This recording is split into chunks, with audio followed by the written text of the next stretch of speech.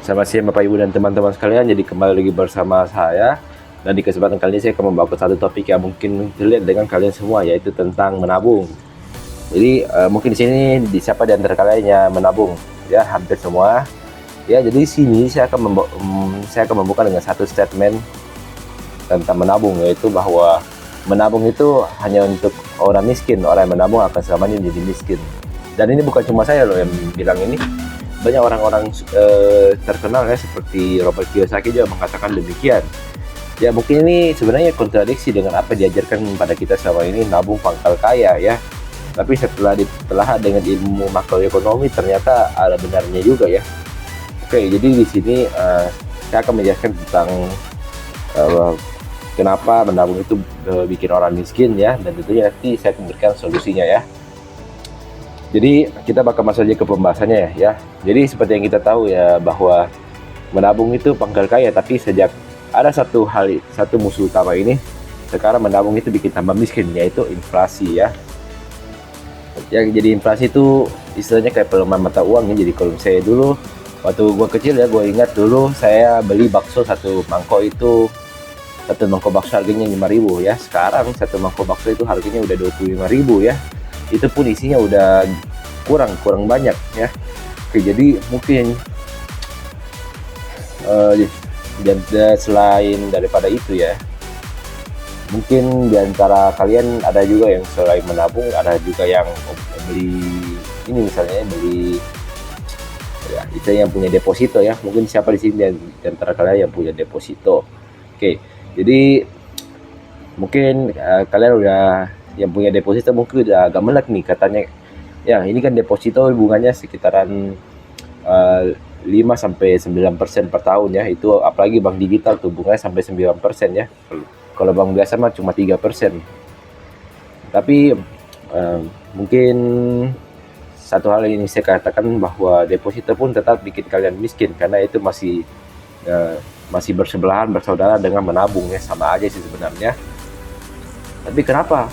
Karena itu inflasi di Indonesia kan sekitar 3-5%. Kok bisa saya deposito sampai bunganya 8%, kok masih rugi? Kan masih ada perbedaan untung 3%.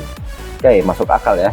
Tapi sini saya akan menjelaskan sedikit ya. Jadi badan resmi kan dia merilis inflasi ya. Inflasi sekitar 3-5%. Tapi satu hal yang mungkin kalian keliru di sini adalah bahwa inflasi tersebut tidak termasuk bahan makanan dan energi ya. Dan itu bahan makanan dan energi yang paling kita butuhkan sehari-hari. Energi misalnya bensin, terus bahan makanan misalnya ya bakso tadi ya, tepung, beras gitu. Nah, jadi yang jadi permasalahan di sini adalah kalau misalnya dua komponen ini tidak dimasukkan, makanya inflasinya rendah. Padahal dua komponen ini ya paling tinggi inflasinya ya. Kalau saya dimasukkan ke dalam inflasi yang dirilis oleh badan resmi ya, pasti inflasi itu sekitaran 10-15%. Nah, jadi mungkin kalian pikir, terus solusinya apa dong kalau misalnya saya mau menghindari inflasi? Sebenarnya ada banyak sekali sih solusi-solusi yang bisa saya tawarkan kepada kalian ya. Yang jelas ada 1001 jalan menuju Roma ya. Yes, ada banyak cara buat menghindari inflasi ya. Tapi intinya di sini adalah satu hal utama yang harus saya katakan kepada kalian adalah berhentilah menyimpan duit kalian. Duit itu harus diputar, guys. Pokoknya duit yang kalian simpan itu kalian harus pergunakan kembali ya. Kalian harus pakai semuanya. Nah, tapi kalau misalnya konteksnya kayak uangnya dipakai buat belanja online, hal-hal barang baju-baju gak jelas gitu ya, yang gak benar-benar bermanfaat ya, itu tetap aja sih lebih parah daripada menabung. Nah, sebenarnya ada banyak cara buat memutar uang ya. Salah satunya misalnya investasi. Sekalian beli emas itu udah termasuk loh. Beli saham, terus kalian bisa juga berbisnis ya, punya usaha kecil-kecilan ya, UMKM itu termasuk berbisnis. Terus ada juga